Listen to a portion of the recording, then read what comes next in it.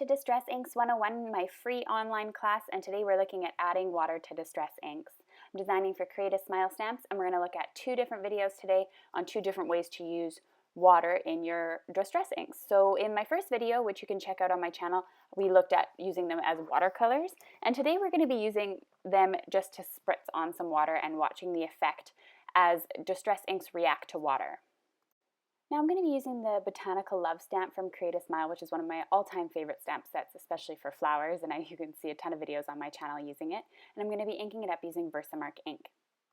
I'm going to strategically place the flowers along the card, again using Versamark ink, and a sort of to make a collage sort of appearance. I'm going to do that along the bottom and the right side of the card going up the card.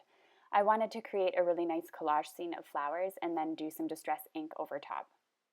Embossing is another thing to add another layer of dimension to your distress inks, because embossing powder, when heated up and melted, will resist distress inks, so you can get some nice white look in your distress inks. So I'm just going to quickly go ahead with my heat gun and just heat this up. I'm going to get started with my distress inks. Today I'm using Peacock Feather, Broken China, Salty Ocean, and Tumbled Glass, four sort of blue and teal colors that blend really nicely together when blending properly.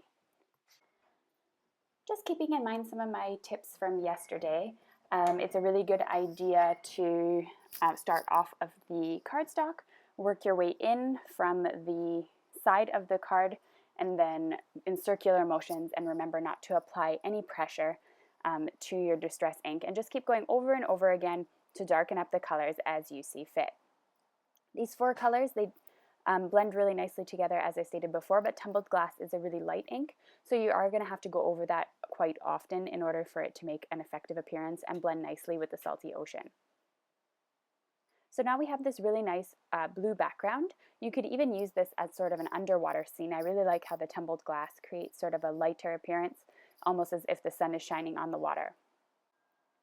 Now the last thing I just need to do is spritz some water onto the background. Now this is different than watercoloring, obviously. I'm just taking my mini mister and I'm going to spritz some of this water into my hand, and I'm just going to do sort of a flicking motion with my hand and let the drops fall off my fingertips. Now these are going to react with the water right away, the inks, and you'll be able to see the water droplets appear on screen in just a couple of minutes while it reacts. It's up to you how much water you want to put onto the panel, but overall a couple of spritzes will definitely do the trick. You can see it already starting to react against the water, and it's going to more and more as it dries. So now you can see all the water spots now that it's all dry, and I'm going to made sure that it was completely dry. I dried it with my heat gun, and I'm going to add a sentiment. I'm using the This Must Be Love stamp set from Create a Smile as well, and I am going to put the sentiment Love and Hugs onto the card. I'm essentially doing the same technique as we did with the flowers. I'm just going to white emboss this onto my card. I decided after the fact that this is what I wanted to do, or I could have done this alongside the flowers before my blending if I had already known and planned out my card. So I'm just kind of fitting this in with the actual collage of flowers, and I think the sentiment is bold enough to stick out enough against the flowers to see what the card's going to see. So again, just embossing with my heat embosser, and I just went over with a dry brush for any stray embossing powder that may have stuck to the cardstock. You really have to make sure that it's dry at this point before you add embossing powder, or you're just going to create a mess. So now that my sentiment is all finished on the card, the last thing I need to do is just mount it to the card base itself. I took an 11 by 4 1/4 piece of cardstock and folded it in half on the long side at 5.5 inches to create a top folding card. I'm gluing this directly on my cardstock. You could also use 3D foam tape to attach it, but since the postal prices go up so much with 3D foam tape, at least here in the UK, I tend not to use it very often anymore.